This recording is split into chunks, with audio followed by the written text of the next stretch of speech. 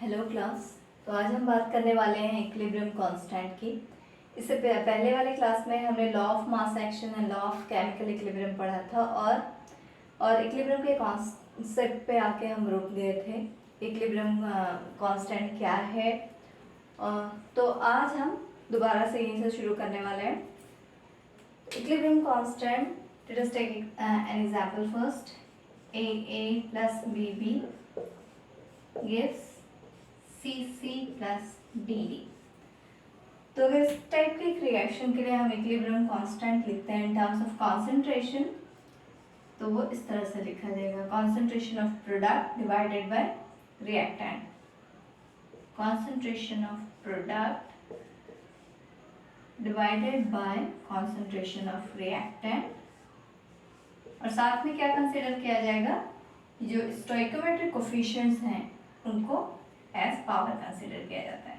c to the power c, d to the power d, a to the power a, b to the power b। तो यहाँ तक हमने last class में पढ़ा हुआ था ऑलरेडी। तो इक्विलिब्रियम कांस्टेंट क्या है? It is the ratio of product to that of the reactant, each raise to the power equal to its stoichiometric coefficient. तो यहाँ पे जो रिएक्टेंट्स एंड प्रोडक्ट्स हैं, जब हम लिखते हैं इस एक्सप्रेशन में, तो उनका जो भी स्टोइकोमेट्रिक कोफिशिएंट है वो क्या हो जाता है? पावर हो जाता है, उनकी पावर हो जाता है। ठीक है, तो ये जो है this is equilibrium constant in terms of concentration. This is in terms of concentration. यहाँ रिएक्टेंट और प्रोडक्ट का हम कॉन्सेंट्रेशन कंसिडर कर रहे हैं। कॉन्सेंट्रेशन ऑलरेडी मैं बताई थी लास्ट क्लास में, प्रीवियस वीडियो में, कि कॉन्सेंट्रेशन क्या होता है? Number of moles in a given volume, उसको कॉन्सेंट्रेशन बोलते हैं। सिमिलरली हम इक्विलिब्रियम कांस्टेंट को इन डिफरेंट टर्म्स भी एक्सप्रेस कर सकते हैं। It can also be expressed in terms of partial pressure, in terms of mole fraction. तो वो एक्सप्रेशन कैसे हम लिखेंगे, देखिए। इन terms of partial pressure, in terms of partial pressure।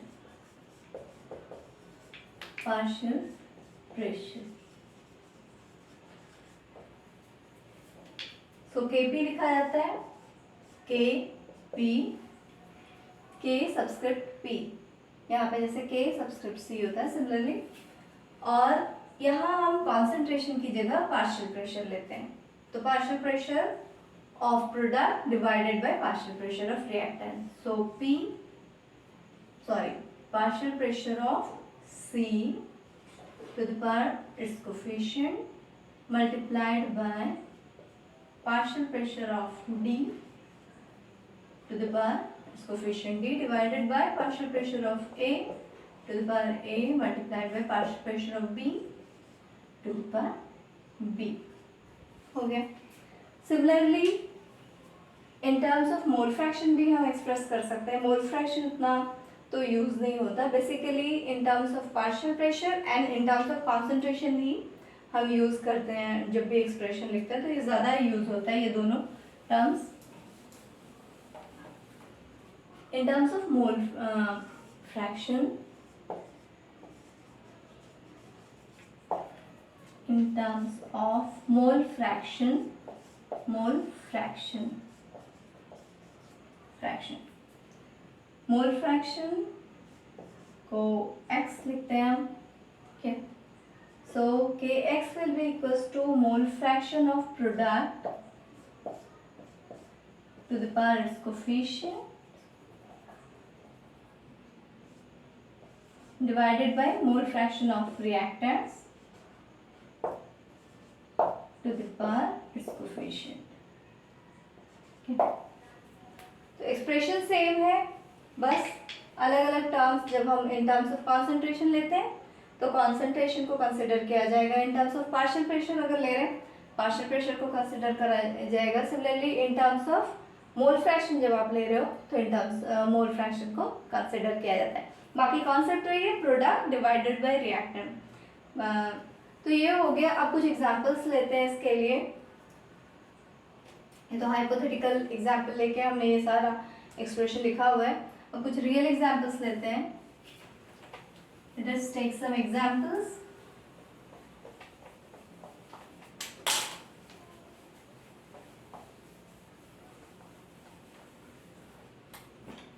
Examples. For example, nitrogen combines with nitrogen gas, combines with hydrogen gas to give ammonia, which is in gaseous state. तो इस reaction के लिए Kp क्या हो जाएगा और Kc क्या होगा, देखिए। Kc will be concentration of product divided by reactant. So product side में क्या है, अमोनिया है, तो concentration of ammonia to the power its coefficient 2 divided by nitrogen का concentration multiplied by हाइड्रोजन का concentration to the power 3 cube. तो ये हो गया Kc। सिमिलरली इस एक्सप्रेशन के लिए Kp क्या होगा, इस रिएक्शन के लिए Kp will be equals to partial pressure of ammonia whole square divided by partial pressure of nitrogen multiplied by partial pressure of hydrogen to the power 3. And Kx similarly will be equals to mole fraction of ammonia to the power 2 divided by mole fraction of nitrogen multiplied by mole fraction of hydrogen to the power 3. तो ये हो गया। अच्छा, ये जो reaction है this is called a homogeneous reaction, homogeneous equilibrium reaction, homogeneous reversible reaction. Reversible reaction अगर हम डिफरेंट रिएक्टेंट्स एंड प्रोडक्ट्स के स्टेट्स को देखते हैं, फिजिकल स्टेट को देखते हैं, तो रिवर्सिबल रिएक्शन दो तरह के होते हैं, एक होता है होमोजेनस और एक होता है हेट्रोजेनस। तो फर्स्ट हम कुछ होमोजेनस एग्जांपल्स ले लेते हैं, फिर हेट्रोजेनस का एग्जांपल लेंगे। होमोजेनस रिएक्शंस, रिवर्सिबल रिएक्शंस किसको बोला जाता है, जहाँ पे reactants and products all are in same state, in same physical state,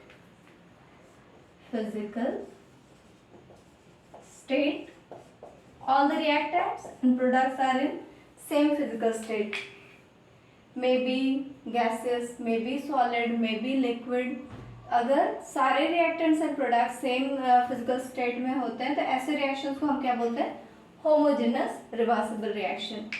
अगर reversible reaction है और reactant product same state में है, बट अगर different state में होता है तो उसको heterogeneous reactions बोला जाता है। आगे हम उसके कुछ एग्जाम्पल्स लेंगे। तो फर्स्ट होमोजेनस का और कुछ एग्जाम्पल लेते हैं। ये हो गया अमोनिया का फॉर्मेशन, देन हैबर्स प्रोसेस इसको बोला जाता है। हैबर्स प्रोसेस में इस मेथड में डायरेक्टली कंबाइन किया जाता है नाइट्रोजन और हाइड्रोजन को to get ammonia.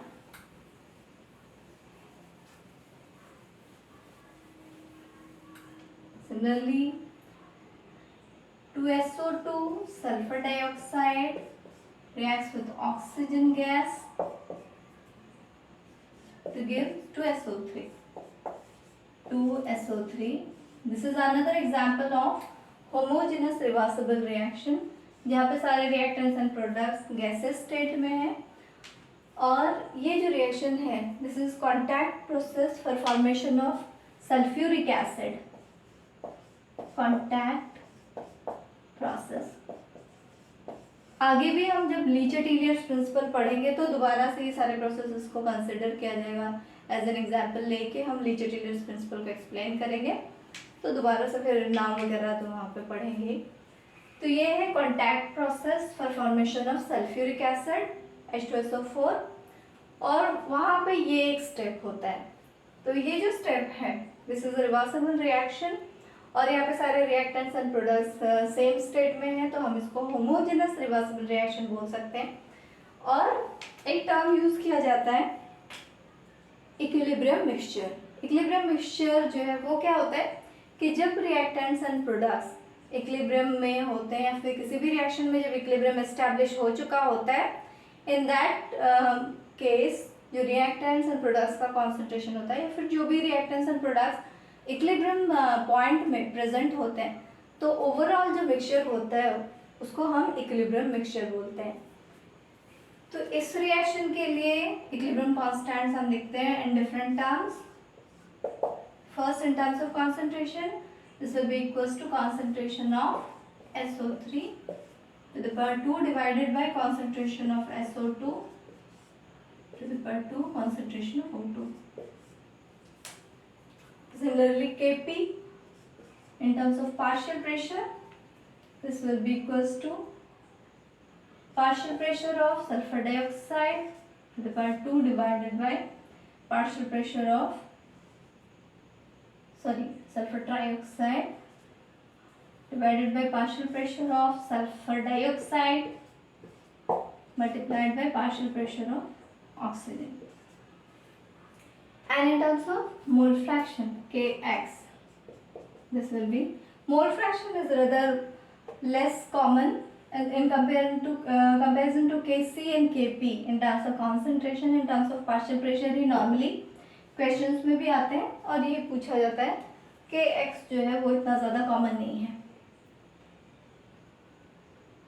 Mole fraction of sulphur trioxide divided by two the power 2 divided by mole fraction of sulphur dioxide multiplied by mole fraction of oxygen. ये बहुत ही easy है expression लिखना। ये तो हो गया होमोजेनस इक्विलिब्रियम रिएक्शंस। तो से और एक एग्जांपल हम आपके लिए क्वेश्चन है, आप खुद करेंगे बात। H2 plus I2 both in gaseous state to give 2HI।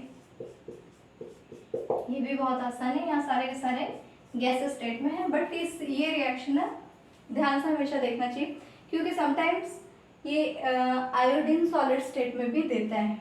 इस रिएक्शन में मैंने गैसेस में दिया है, ये दो फॉर्म में ये रिएक्शन आता है, कभी आयोडीन सॉलिड में होता है और कभी गैस में। ये जो रिएक्शन है अभी होमोजेनस है, बट अगर आयोडीन सॉलिड हो जाएगा तो वो हेटेरोजेनस इक्विलिब्रियम हो जाएगा और हेटेरोजेनस के लिए एक्सप्रेशन अलग से लिखा जाता है। तो अभी आगे हम कुछ हेटेरोजेनस का एग्जांपल लेते हैं।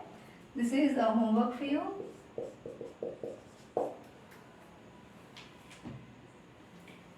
Now let's see some examples of heterogeneous equilibrium.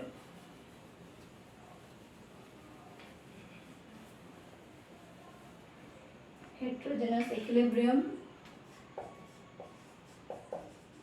heterogeneous equilibrium,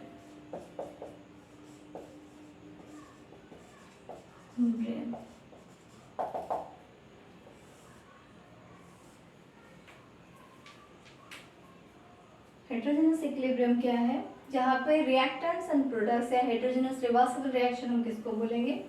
जहाँ रिएक्टेंट्स एंड प्रोडक्ट्स में से कोई भी एक या दो जो है वो अलग स्टेट में है।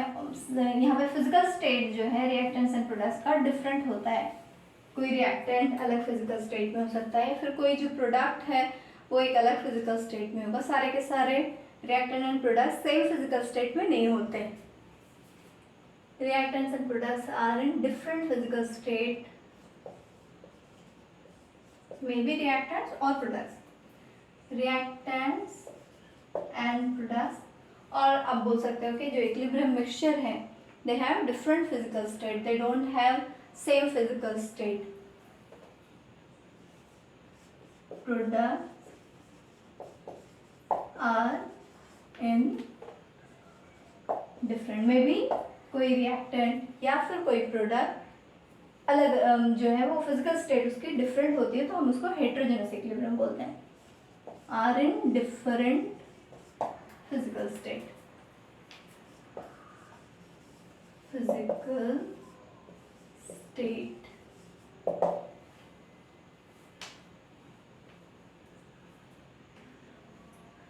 For example, CaCO3, calcium carbonate dissociate to give CaO plus CO2।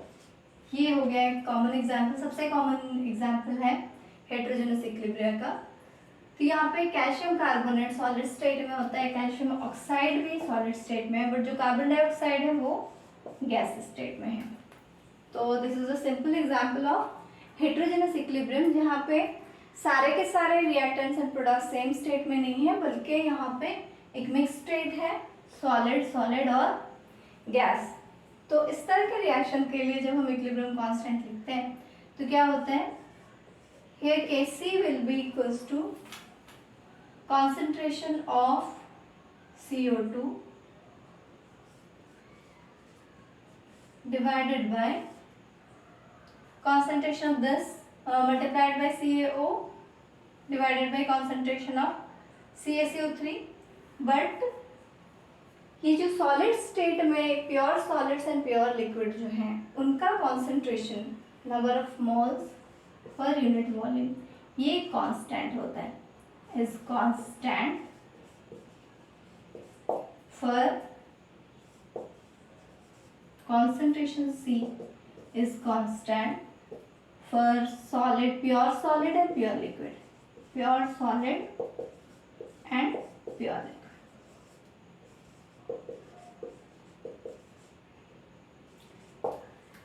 Pure liquid के लिए, किसी भी प्योर लिक्विड या प्योर सॉलिड के लिए ये टर्म्स जो हैं कॉन्सेंट्रेशन टर्म्स, वो कांस्टेंट होते हैं या फिर यूनिटी उनको लिया जाता है, वन लिया जाता है, ठीक है। दिस इज कांस्टेंट और यूनिटी। तो इसीलिए यहाँ पे ये जो टर्म्स हैं, यूनिटी है, वन है, वो कांस्टेंट है। तो सिर्फ किसके ऊपर डिपेंड करेगा, जो गैसियस टर्म है CO2 उसके ऊपर डिपेंड करेगा, ठीक है।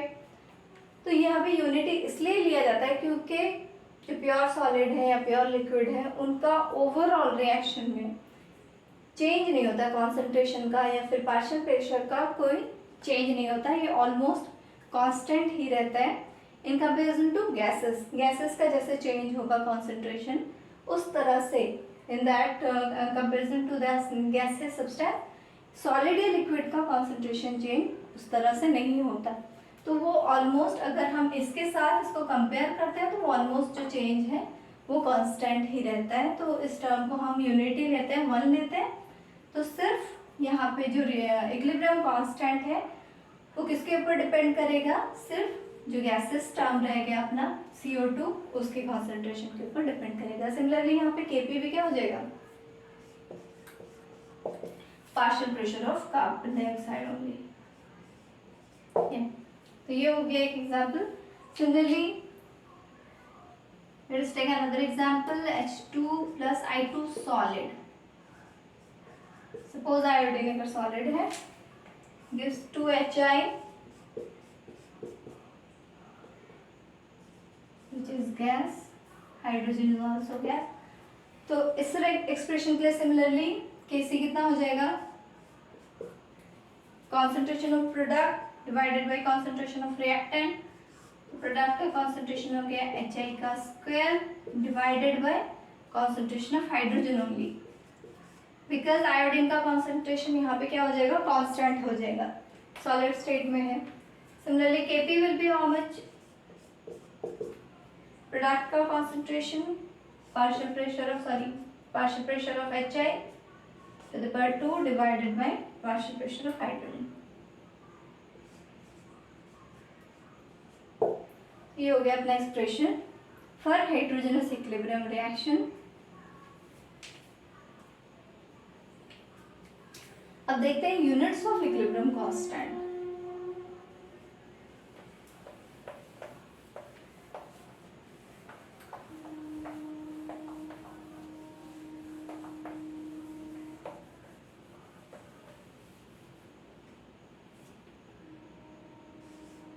Units of equilibrium constant।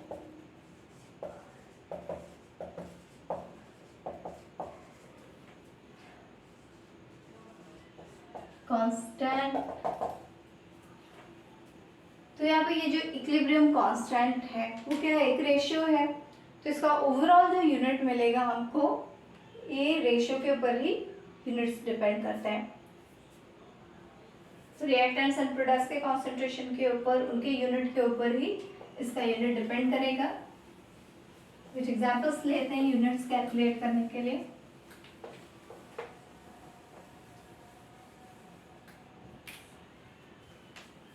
First Haber's process ही लेते हैं। Nitrogen reacts with hydrogen to gives 2NH3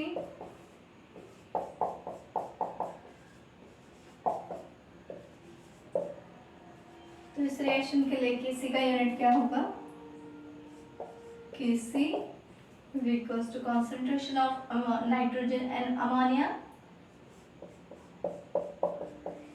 to the power 2 divided by concentration of nitrogen multiplied by concentration of hydrogen to the power 3। Concentration को हम मोल per litre पे express करते हैं, तो ये क्योंकि N/V होता है ना, number of moles divided by volume. Number of moles हो गया, mole in terms of mole express करेंगे, और वॉल्यूम जो V है उसको हम लीटर में एक्सप्रेस कर सकते हैं। तो कॉन्सेंट्रेशन का यूनिट हो गया हमारा mole per litre. So this is mole per litre to the power 3 cube divided by mole per litre multiplied by mole per litre का स्क्वायर डिवाइडेड बाय यहाँ पे ये वाला क्यूब मोल पर लीटर का क्यूब। तो फाइनली कितना आ जाएगा? 2, ये हो गया 1 + 3 4, 2 डिवाइडेड बाय 4 दैट मीन्स -2, तो ये हो गया मोल per litre to the power -2, और दिस इज लीटर पर मोल स्क्वायर, लीटर स्क्वायर पर लीटर पर मोल स्क्वायर। ठीक है, तो ये हो गया Kc for this reaction Haber's process के लिए। सिमिलरली इसके लिए Kp कितना हो जाएगा? Kp सबका पार्शियल प्रेशर ले लेंगे। Partial pressure of ammonia square divided by partial pressure of nitrogen multiplied by partial pressure of hydrogen का क्यूब। तो ये हो गया। अभी पार्शियल प्रेशर को हम ATM में एक्सप्रेस कर सकते हैं, प्रेशर को जैसे एक्सप्रेस किया जाता है। तो प्रेशर का यूनिट हो गया ATM, so ATM square divided bye ATM multiplied by ATM cube. So this is ATM to the power -3, sorry -2, so 1 by ATM square।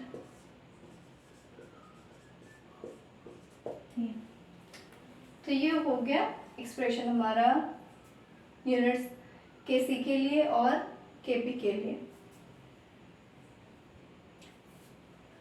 अच्छा, सिमिलर रिएक्शन को अगर हम उल्टा करके लिखते हैं तो क्या हो जाएगा? सेम रिएक्शन को इसका रिवर्सिबल रिएक्शन।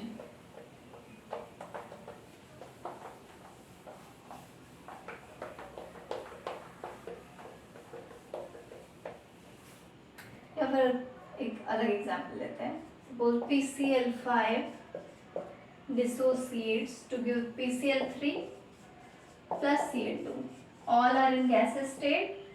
phosphorus pentachloride को अगर हम हीट करते हैं got dissociated into phosphorus trichloride and chlorine। इसके लिए देखते हैं Kp और Kc कितना हो रहा है। इसलिए Kc concentration of PCl3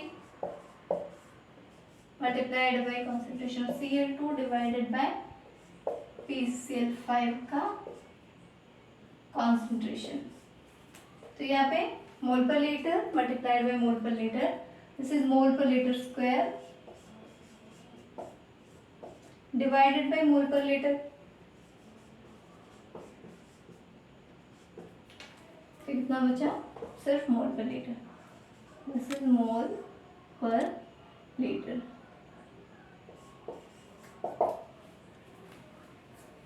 similarly Kp कितना हो जाएगा इसके लिए? Partial pressure of product divided by reactants, तो partial pressure of PCl3 multiplied by partial pressure of Cl2 divided by partial pressure of PCl5. This is ATM multiplied by ATM divided by ATM. This is ATM. Similar reaction को, same reaction को अगर हम reverse कर देते हैं तब क्या होता है?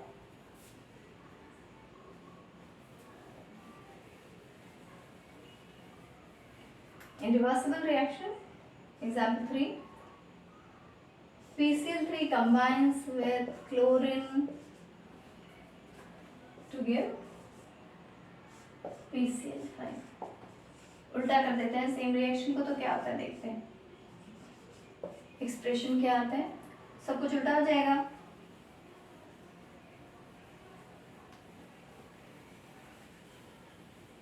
तो यहाँ पे जो एक्सप्रेशन आएगा इक्विलिब्रियम कांस्टेंट का, concentration of product PCl5 divided by concentration of reactants.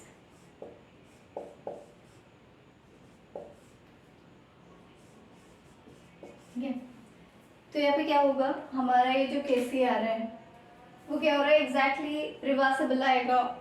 किसके, जो प्रीवियस केस में हमने लिया हुआ था PCl5 डिसोसिएट होकर PCl3 and Cl2 दे रहा था, तो वहाँ पर जो एक्सप्रेशन आ रहा था इसका ठीक ये रिवर्सिबल आ रहा है.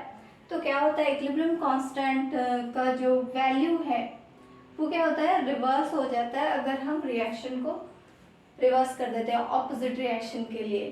फॉरवर्ड के लिए जितना आएगा बैकवर्ड के लिए क्या होता है, उसका रिवर्स हो जाता है. तो हमेशा K forward K backward will be equals to 1 by K forward.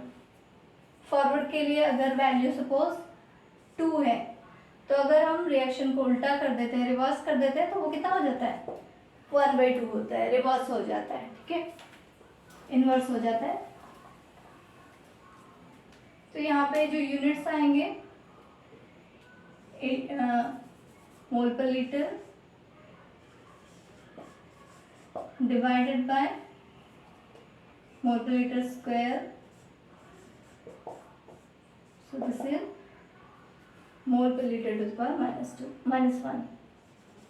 Mole per liter to the power -1, और this is liter per mole. Liter per mole. Similarly Kp यहाँ पे कितना हो जाएगा, partial pressure of PCl5 multiplied by partial pressure of PCl3 into PC into Cl2. So this is ATM divided by ATM square, और this is ATM inverse. ये हो गया. उसके बाद और एक एग्जाम्पल लेते हैं जहाँ पे रिएक्टेंट्स एंड प्रोडक्ट्स में ये वाला H2 reacts with iodine both in gaseous state to gives 2HI. ये भी गैस है.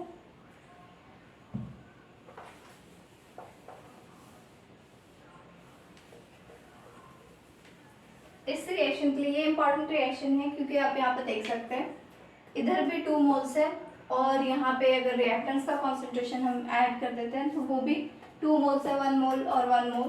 तो number of moles both side में सेम है. तो इसके लिए Kp और Kc का जो यूनिट है वो कितना आता है वो देखते हैं.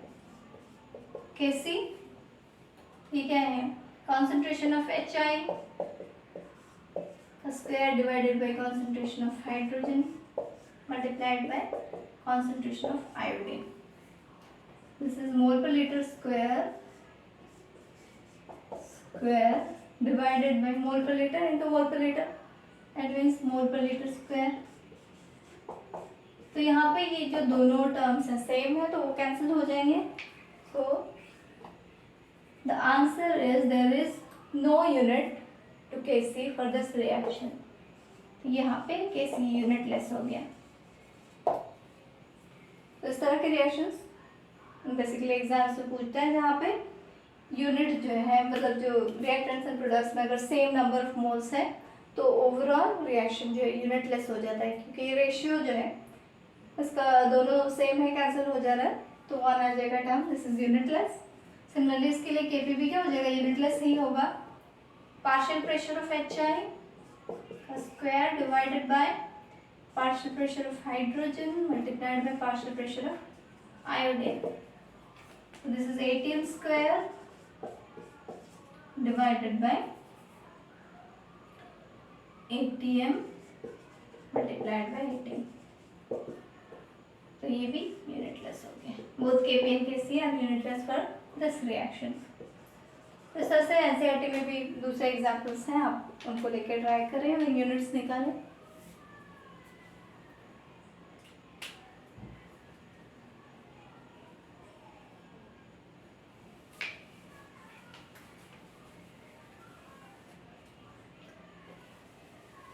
प्रॉपर्टीज ऑफ इक्विलिब्रियम कांस्टेंट देख लेते हैं।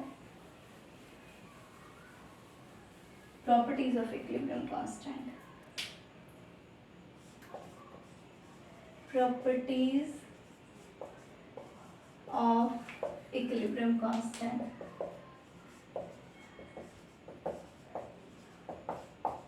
कांस्टेंट इक्विलिब्रियम कांस्टेंट की प्रॉपर्टी है, हम ऑलरेडी यहाँ पे अभी पढ़ के आ चुके हैं बहुत कुछ इक्विलिब्रियम कांस्टेंट के बारे में। तो first of all equilibrium constant जो है उसका वैल्यू किसी भी रिएक्शन के लिए, suppose A gives A plus B gives C plus T, इस तरह के रिएक्शन के लिए इक्विलिब्रियम कांस्टेंट का वैल्यू जो है Kc या Kp किसी का भी वैल्यू, वो किसके ऊपर डिपेंड करता है कि जब इक्विलिब्रियम एस्टैब्लिश हो चुका है तब ABCD का कॉन्सेंट्रेशन जितना है उसके ऊपर डिपेंड करेगा। इनिशियली आप कितना लेके स्टार्ट कर रहे हो उसके ऊपर डिपेंड नहीं करता। तो इनिशियल कॉन्सेंट्रेशन ऑफ रिएक्टेंट्स या प्रोडक्ट के ऊपर कैसे डिपेंड नहीं करेगा, वो किसके ऊपर डिपेंड करेगा, इक्विलिब्रियम पॉइंट में, at the point of equilibrium कितना रिएक्टेंट है कितना प्रोडक्ट है उसके कॉन्सेंट्रेशन के ऊपर डिपेंड करता है। तो फर्स्ट पॉइंट हो गया कि it doesn't depend of its value doesn't depends on initial concentration, depends on initial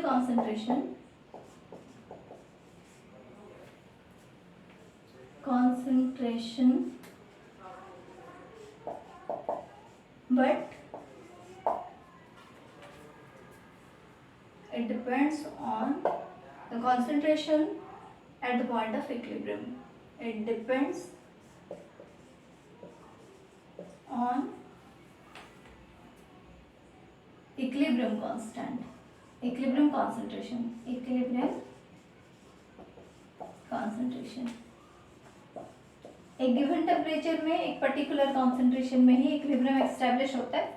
तो अगर वो कॉन्सेंट्रेशन उस कॉन्सेंट्रेशन को पहुंच जाता है रिएक्शन एक पर्टिकुलर टेम्परेचर में, तभी जाके इक्विलिब्रियम एस्टैब्लिश होगा। और वहाँ पे जो रेशियो आएगा product of reactant divided by product of product divided by product of reactant, वही इक्विलिब्रियम कांस्टेंट कहलाएगा। और इसका वैल्यू जो एक पर्टिकुलर टेम्परेचर के लिए फिक्स होता है। तो ये टेम्परेचर डिपेंडेंट कांस्टेंट है, it depends on temperature, it varies with temperature. जैसे हम टेम्परेचर चेंज कर देंगे इसकी वैल्यू भी चेंज हो जाती है। जैसे 25 डिग्री सेल्सियस में अगर किसी का एक फिक्स वैल्यू आ रहा है, अगर सेम रिएक्शन के लिए टेम्परेचर को आप 26 कर देते हो, 27 या 30 कर देते हो, तो वैल्यू क्या होती है, चेंज हो जाती है। तो it varies with temperature.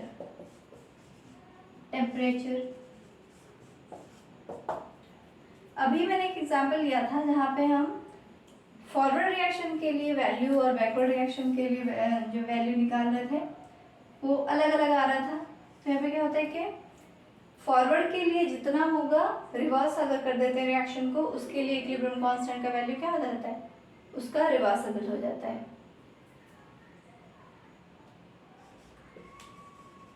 Value of equilibrium constant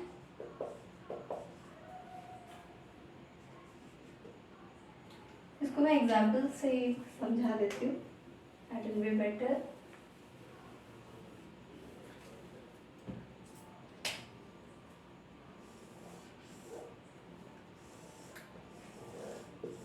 Suppose we have a reaction A plus B gives C plus D.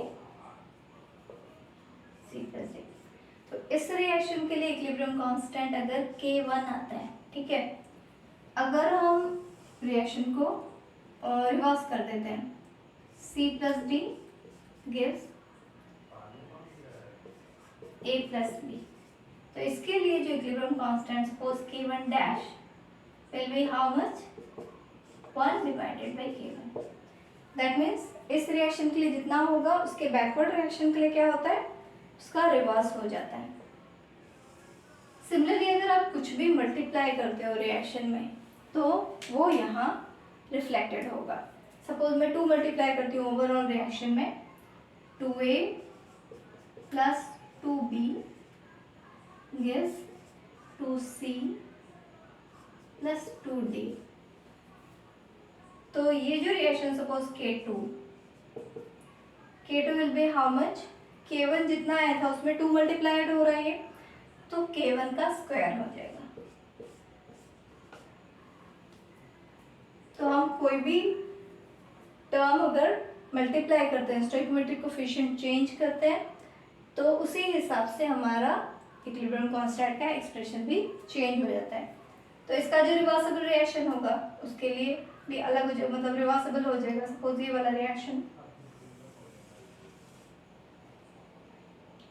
2C plus 2D gives 2A plus 2B। तो K2 डैश कितना हो जाएगा 1 by K1 square.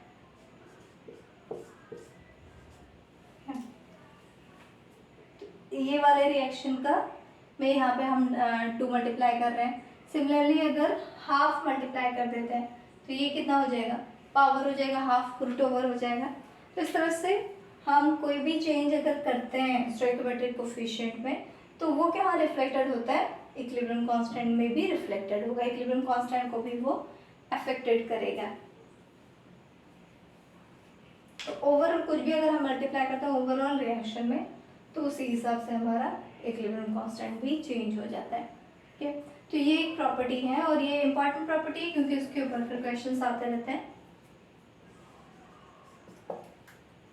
Next point is number 4, value of equilibrium constant doesn't depends on catalyst. Catalyst अगर हम use करें तो equilibrium constant का value change नहीं होता है, क्योंकि जब हम इक्विलिब्रियम पढ़ रहे थे तब ऑलरेडी हम पढ़ चुके थे कि कैटलिस्ट का काम क्या है, वो फॉरवर्ड और बैकवर्ड दोनों रिएक्शन को अफेक्टेड करता है, दोनों को ही फास्ट करवा देता है, तो जिसकी वजह से रिएक्शन फास्टर होने लगता है और इक्विलिब्रियम पॉइंट हमको जल्दी मिल जाएगा इन कंपैरिजन जहाँ पे हम कैटलिस्ट यूज नहीं कर रहे हैं।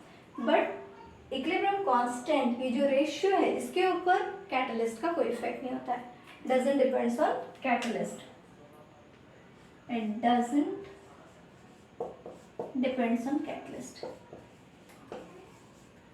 On catalyst.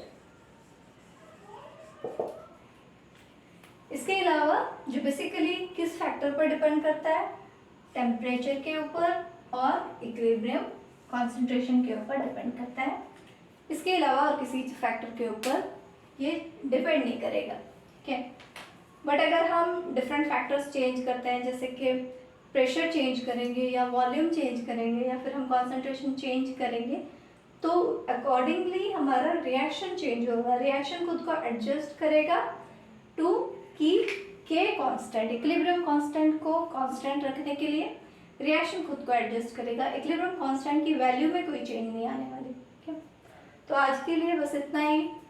नेक्स्ट क्लास में हम जो है इसके आगे जो है रिलेशनशिप्स जो है बिटवीन KP KC, किस तरह से कॉन्सेंट्रेशन और partial pressure in terms of concentration partial pressure जो इक्विलिब्रियम कांस्टेंट है वो एक दूसरे से रिलेटेड है, KP KX कैसे रिलेटेड है, इक्विलिब्रियम कोफिशिएंट क्या रिएक्शन कोएफिशिएंट क्या होता है और ली चैटर्जी's प्रिंसिपल, ये सब जो है आगे इस चैप्टर में है तो वो हम आगे पढ़ेंगे। आज के लिए बस इतना ही।